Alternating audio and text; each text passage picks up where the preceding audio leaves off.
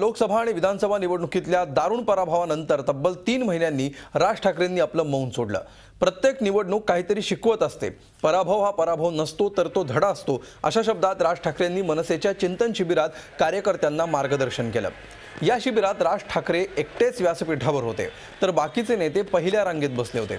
बाळासाहेबांच्या शिवसैनिकांसारखी अंगात रग असू द्या असं आवाहन करतानाच मनसे सोडून जाणाऱ्यांविषयी मला काही बोलायचं नाही असं ते म्हणाले। वादळ कसं निर्माण करायचं ते मला समजतं आणि मी ते निर्माण करेन असा टोलाही राज ठाकरेंनी यावेळी लगावला।